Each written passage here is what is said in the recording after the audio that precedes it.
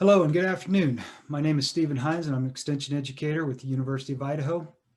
I'd like to welcome you today to From the Ground Up, Cover Crop Solutions for Western Farmers, the second in a set of sub-regional conferences of the Western Cover Crops Council. I would like to introduce Megan Kemple. She is with the Oregon Climate and Agriculture Network. Thanks so much. Welcome. Thank you. I'm going to be talking briefly, just about 10 minutes, about policy opportunities for soil health and cover crops in Oregon and the Pacific Northwest.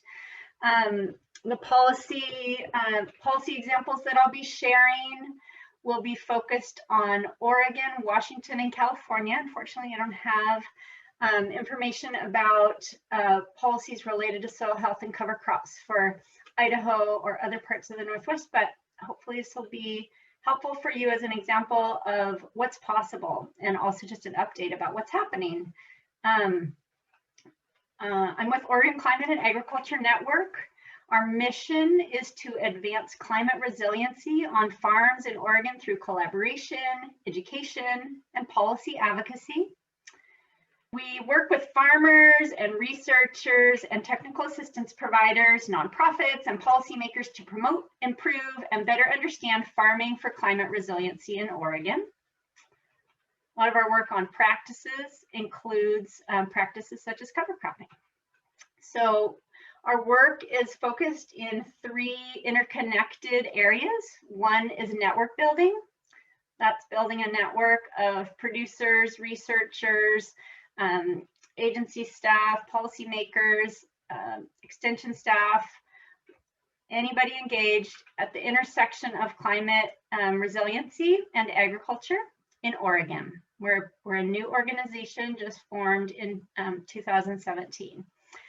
Our second program is focused on education with a focus on farmer-to-farmer education and also train the trainer education. We are embarking on a project with Oregon State University to do some professional development, train the trainer work over the next year with OSU faculty and staff. And our third program area is policy, focused on producer-driven advocacy for policy in Oregon. And that's my focus. I'm going to share what's going on in Oregon first, and then what's some healthy soils work related to cover crops in California, and then in Washington.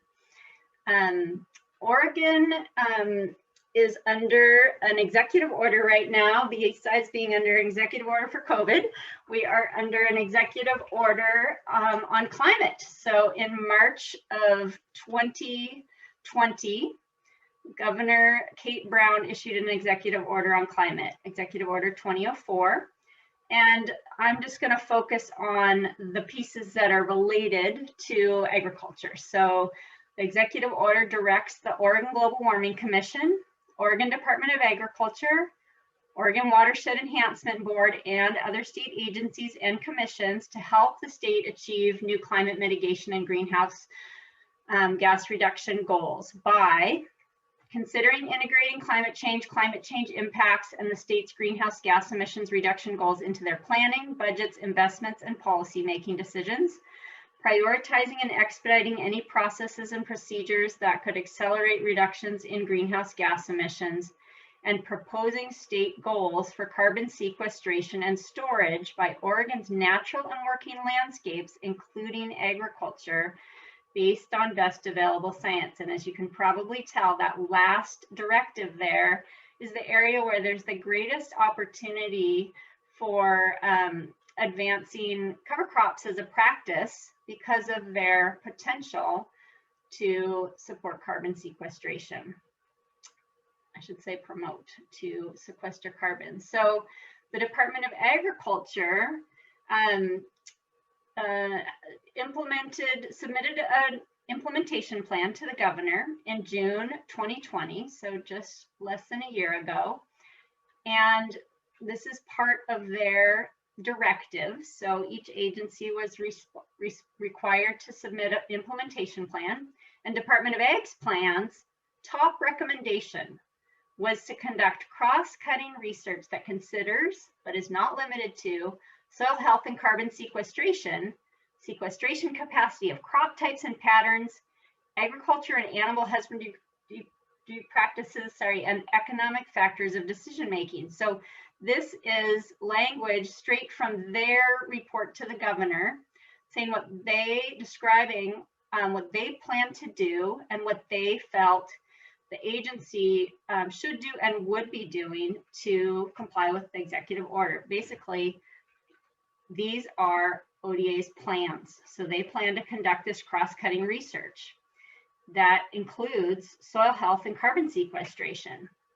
And they also, in addition to really providing this high-level recommendation for what was next, they have pending funding requests to the legislature for collaborative work with Oregon State University to research soil health and carbon sequestration potential in agriculture, to establish a baseline of soil health, and the creation of a soil health position to promote soil health to the ag community and collaborate with other organizations promoting soil health. So those, to be clear, those are pending requests. So they've got these positions they want funded, and they have requests into the legislature right now to fund those positions with the agency. And Oregon's legislative session will end in June 2021. So we'll know in 3 or 4 months whether those positions are funded.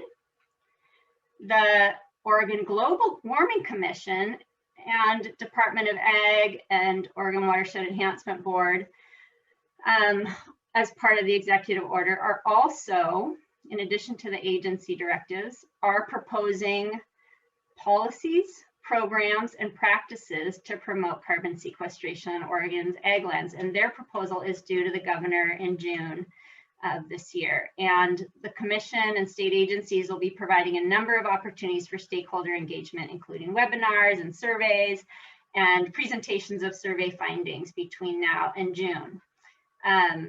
Some of the recommendations that our organization may be making, we have not completed our full focus group process with producers to really vet these ideas with producers, but some of the potential recommendations that we may be bringing forward in Oregon are to set the stage for healthy soils legislation that would create a soil health grant program, to expand technical assistance provided by soil and water conservation districts, OSU, nonprofits, and or the Department of Ag, to be determined. Improve Oregon soil health inventory to include a comprehensive report covering current implementation of soil health practices, including cover cropping, past successes and challenges by region, geospatial, basically mapping of state of our soils, and estimates of possible future carbon sequestration on ag lands, and then to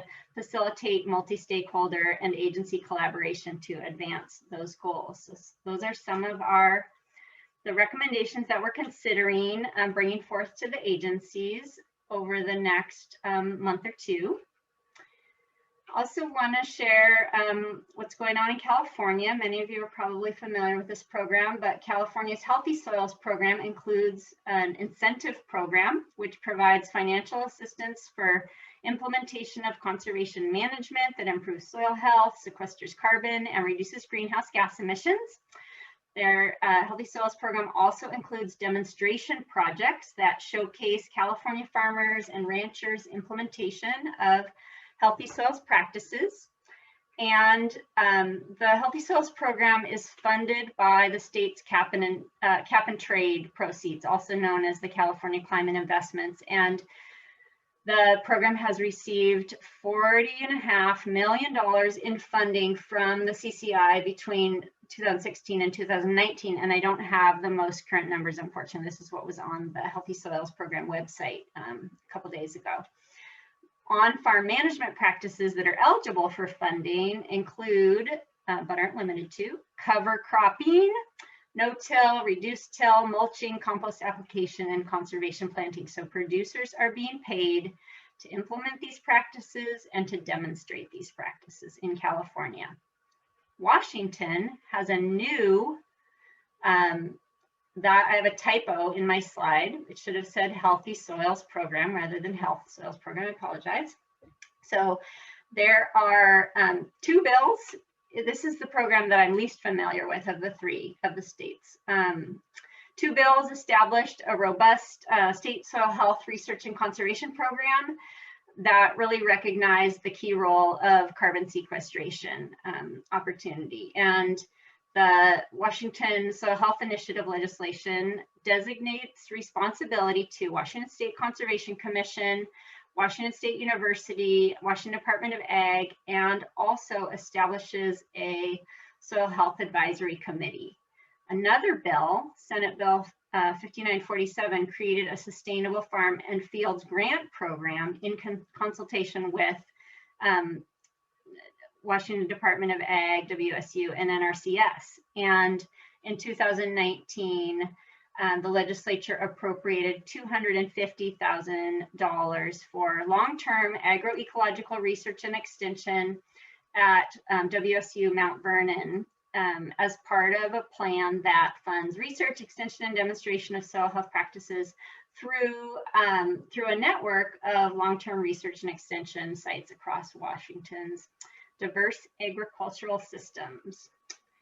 And that of the 3 programs, I'm most familiar with Oregon's program, Oregon's policy opportunities right now. I'm also pretty familiar with California's Healthy Soils program, and least familiar, unfortunately, with Washington's, but excited about Washington's work to really recognize the key role of carbon sequestration and provide some funding. So Oregon is actually a little behind our partners in Washington and California right now, but there are some great opportunities. And here's a map of states engaging in healthy soils policy and program development nationally, and all the states with colors are engaging in healthy soils policy and program development, and you can see kind of the level they're at with their implementation. And that is it for my presentation. There's my contact information if anyone wants to reach out and follow up, and Oregon Climate, ORCAN's website there at the bottom in case if you are in Oregon and you would like to get engaged with our work at any level, our education work, our network development, or our policy advocacy work. Our website's there, and we've got a little form you can fill out to let us know about your farm, or technical assistance, provider information, and then interests, your areas of interest, and how you'd like to be engaged with our network. And that's it. Okay, thank you, Megan.